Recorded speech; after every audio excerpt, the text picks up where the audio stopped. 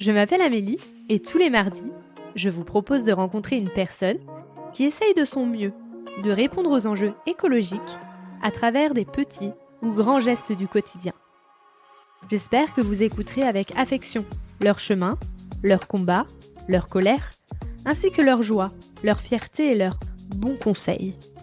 Évidemment, nous pouvons mettre de la douceur et de l'optimisme dans l'écologie.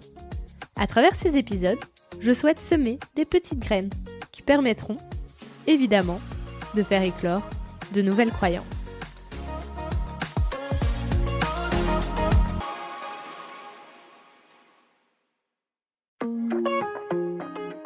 Aujourd'hui, quel monde vous voulez laisser à nos enfants demain ? Qu'est-ce que vous voulez transmettre là aujourd'hui ?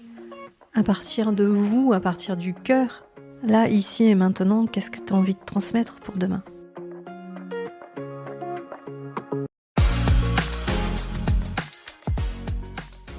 Karine a cette capacité de s'émerveiller de tout ce que la nature peut offrir.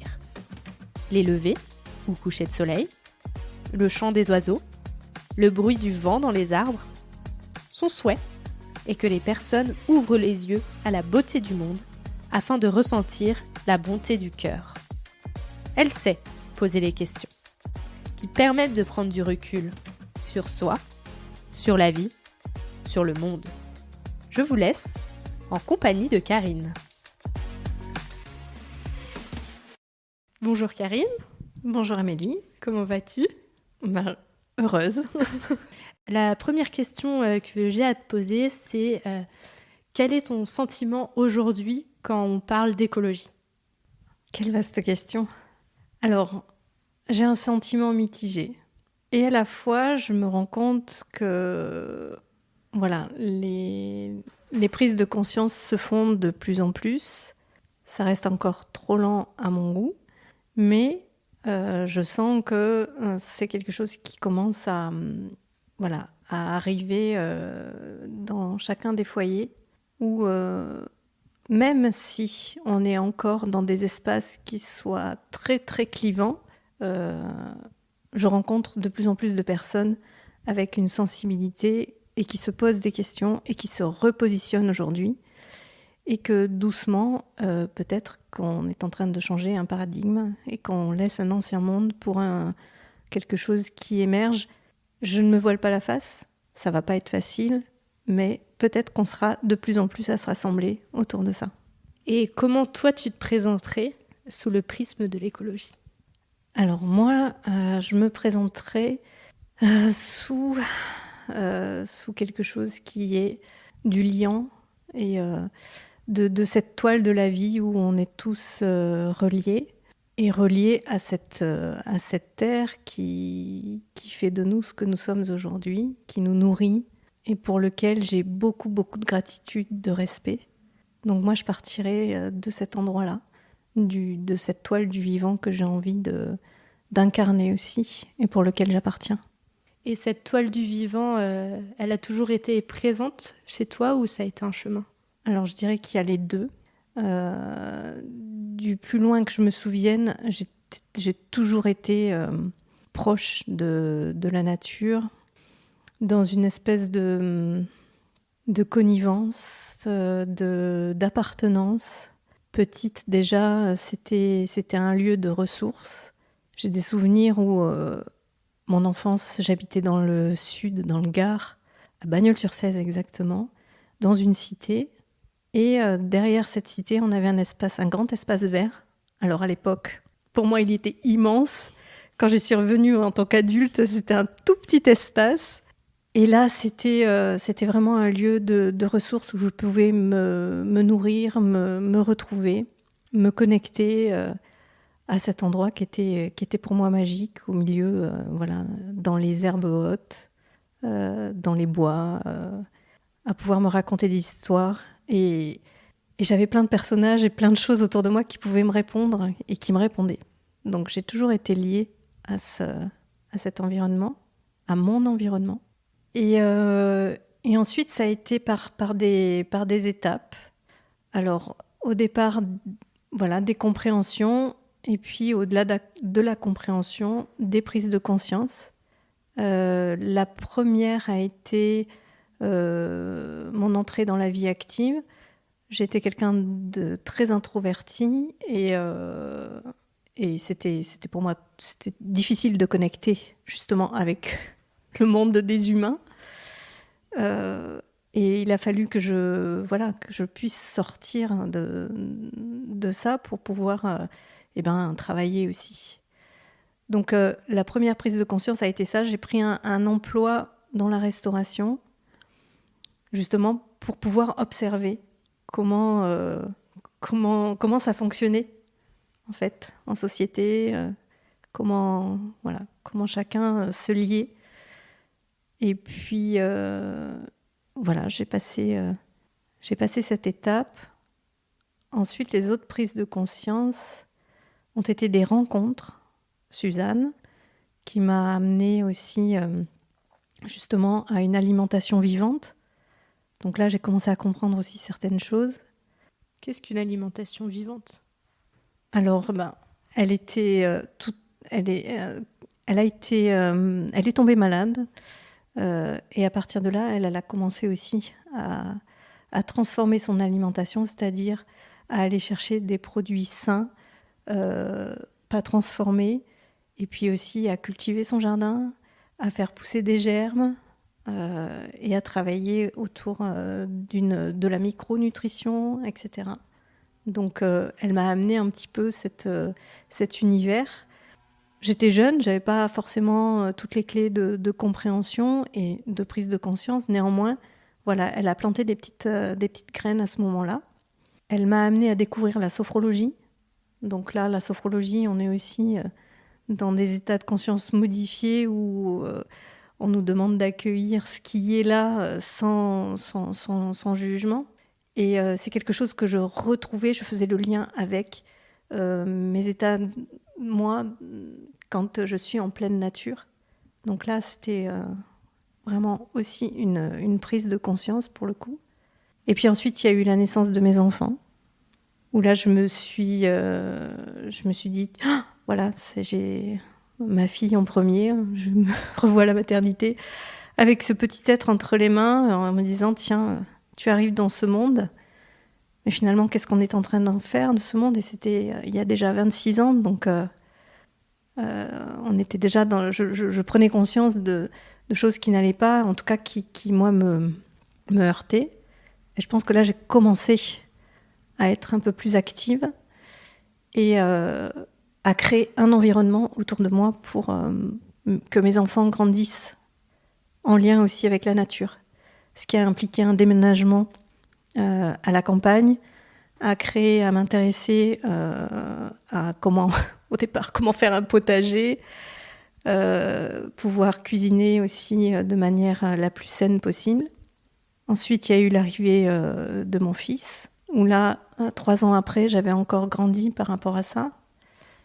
Je crois que là aussi, il y a des choses ont commencé à basculer, où je me suis dit, mais c'était contre nature dans ce que l'on pouvait... dans ce qu'on nous invitait à consommer toujours plus. Et aussi ce que l'on pouvait voir et entendre. Je ne comprenais pas que d'un événement qui était annoncé à la télévision, à la radio, parce qu'à cette époque-là, j'écoutais beaucoup la radio. Aujourd'hui, je me préserve.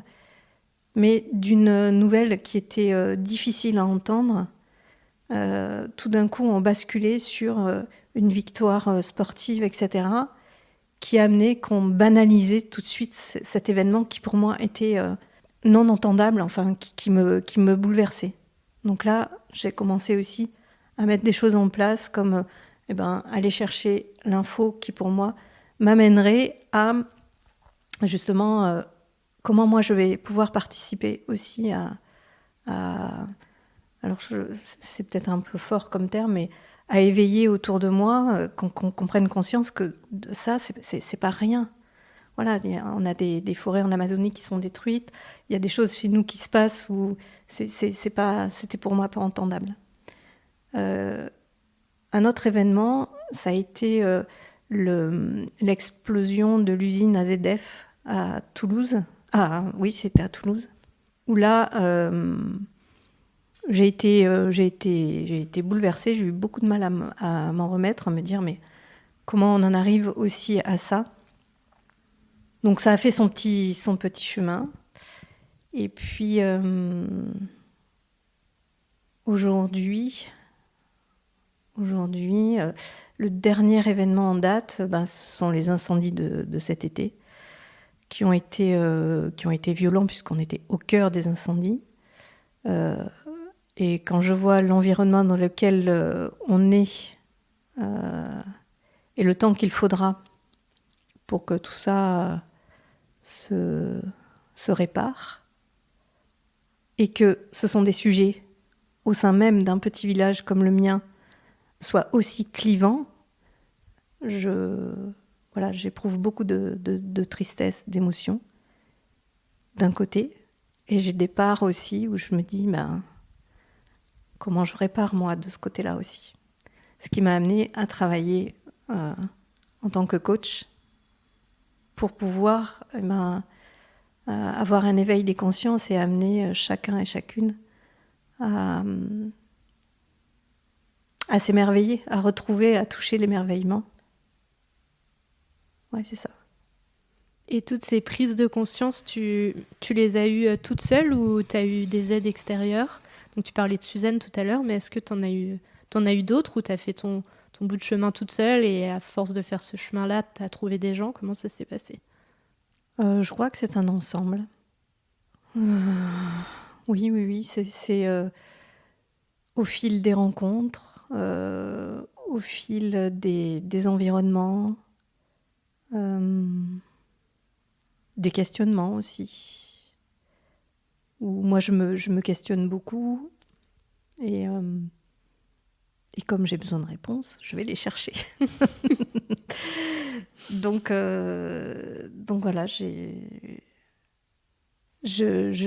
me suis rapprochée de certaines associations, comme Ticket for Change, la fresque du climat, le travail qui relie, voilà, pour pouvoir me partager aussi cette peine qui est présente, et puis aussi pouvoir faire émerger d'autres pépites, d'autres chemins. Oui, c'est ça. Est-ce que tu as une certaine satisfaction à faire tout ce travail-là au quotidien pour l'écologie? Ou est-ce que parfois tu vas avoir des moments douloureux qui font que tu te demandes pourquoi tu fais tout ça, quoi? Il y a des moments de découragement, oui, où je me dis, mais quand je vois la lenteur des prises de conscience, quand je vois les décisions qui sont prises et qui sont à contresens, oui, je suis découragée, oui, je suis triste, mais à côté de ça, à mon petit niveau, dans mon environnement proche et dans ce que je peux inspirer, impacter, eh bien ça me nourrit et ça me remet en route, parce que je me rends compte que plus ça va, plus je connecte avec des gens qui ont aussi cette motivation, qui ont aussi ces ressources, et ça fait du bien de s'appuyer sur chacune d'elles. Et quelles sont tes fiertés? Alors, mes fiertés, c'est d'avoir transmis ça à mes enfants, qui prendront le relais. Même si aujourd'hui, ils ont pas forcément tout compris et tous les codes, je sais qu'ils ont ça en eux. Donc ça, c'est une... Je sais pas si on peut appeler ça une fierté, en fait. Je dirais peut-être pas une fierté. Je dirais peut-être plus du contentement et de la joie. C'est plus de la joie d'avoir transmis ça. Et plus que de la fierté dans mes accompagnements, dans ce que j'essaye d'amener, c'est aussi de susciter l'émerveillement. Et ça, quand j'y arrive, je suis vraiment en joie. C'est-à-dire que quand j'amène des personnes sur un coaching en forêt et que tout d'un coup, il y a cette pause et qu'on se rend compte que, waouh, ouais, on est dans un environnement qui nous porte, qui nous parle et qui nous fait vivre. Et que tout d'un coup, la personne s'émerveille, ouvre les yeux et se dit, waouh, ouais, là, je suis heureuse. Tu penses que c'est ce manque d'émerveillement qui fait qu'on en est là aujourd'hui vis-à-vis de cette lenteur de prise de conscience? Oui, je pense que si chacun revenait à, à regarder, mais regarder de l'intérieur vers l'extérieur, à revenir sur soi, sur une bonne connaissance de soi et de cette écologie intérieure, reviendrait à voir que tout est interconnecté et qu'on a besoin de tout ça. Et peut-être qu'on sortirait de cette... finalement, on détruit plus qu'on construit.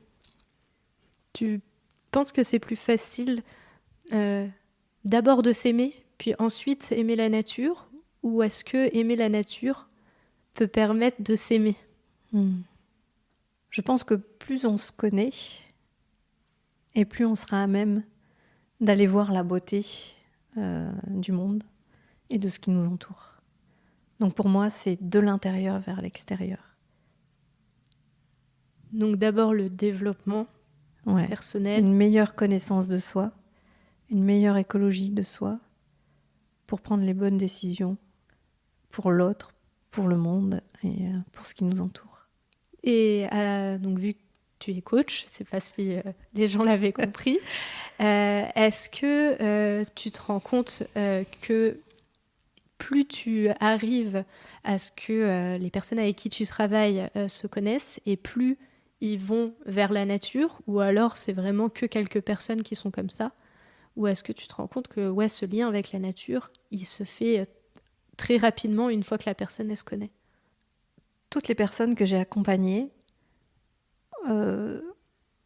petit pas par petit pas, ont eu une manière de voir le monde différente, mais une manière avec un autre regard, un regard avec de la compassion, un regard avec aller regarder aussi ce qu'il y a de beau derrière tout ça. Donc à partir du moment où chacun va regarder et chez l'autre et au-delà de l'autre ce qu'il y a de bon, revient à quelque chose de beaucoup plus écologique, de beaucoup plus sain et avec des prises de conscience sur les enjeux qui nous attendent. Et comment tu mets de l'émerveillement dans ton quotidien? Alors, comment je mets de l'émerveillement dans mon quotidien? Alors, c'est pas toujours facile parce que je suis une idéaliste. Donc, il y a souvent... c'est difficile parce que j'ai des passages où c'est tout blanc, tout noir, et les nuances de gris sont difficiles à trouver. Néanmoins, aujourd'hui, en ayant moi aussi travaillé, cet émerveillement, je vais le chercher tous les matins. J'ai mon rituel avant de commencer ma journée. Eh bien, je prends 1 heure pour aller marcher en pleine forêt et me connecter au lever du soleil, en fait. Moi, c'est ce soleil qui se lève avec chaque jour un tableau différent. Et là, je suis à chaque fois ébahie, émerveillée. Et je me dis, waouh. Et ça me donne vraiment ça ouvre ma journée, vraiment. Et si tu n'as pas cet éveil dans ta journée, tu le ressens? Si j'ai pas ça, oui. Non pas que la journée ne soit pas dans une bonne énergie, mais ça me manque. Ça me manque. Et donc tu disais que depuis toute petite, tu as eu ce lien très fort envers la nature. Mais est-ce que tu t'en rendais compte, ou c'était juste vu que tu étais enfant, tu jouais dehors? Ou est-ce que dès petite, tu as vraiment senti que tu avais besoin d'aller dehors? Non, c'était un besoin pour moi, oui.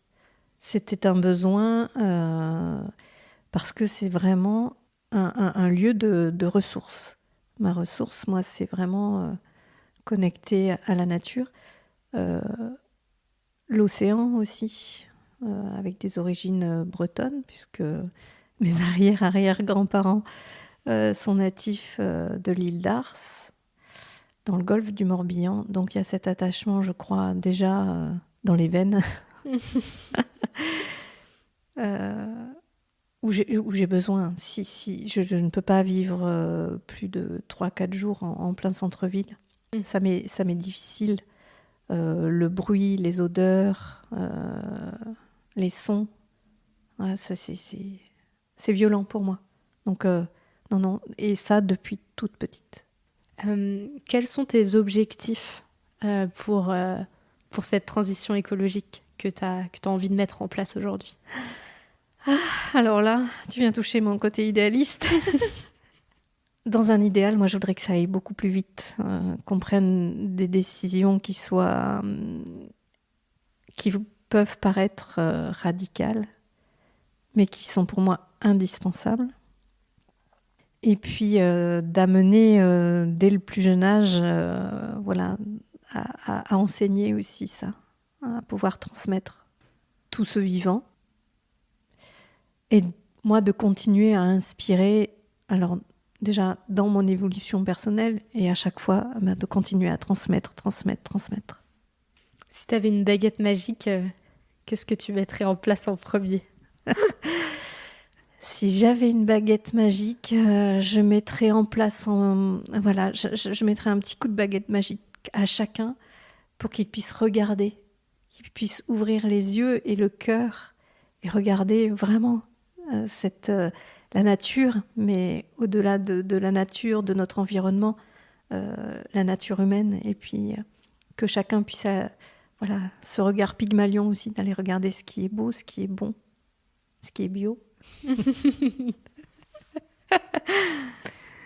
On dit qu'on est une société de plus en plus individualiste. Est-ce que tu penses que c'est parce qu'on s'est séparé de la nature qu'on l'est devenu, ou alors l'être humain a toujours été très individualiste et c'est dans sa nature profonde? Non, je ne pense pas que ce soit dans la nature profonde, puisqu'on est, on est des êtres sociaux, donc on a besoin d'être reliés les uns aux autres, et on a besoin d'être reliés aussi à la Terre. Maintenant, notre société qui a évolué, et il y a des choses qui sont très très bien, bien au contraire, j'ai envie de continuer dans cette direction. Mais aujourd'hui, je pense qu'on a perdu le sens, en fait. Et dans cette société que l'on construit, on en oublie le sens. Et pour moi, c'est ce sens qu'il faut aller retrouver. Le sens du collectif, le sens du partage, et de stopper un peu cette course à l'échalote de la consommation au dernier écran plat, au dernier iPhone, et parce que ça vient créer des petites décharges de dopamine pour du plaisir qui reste éphémère. Ouais, non, c'est retrouver ce sens qui nous manque cruellement.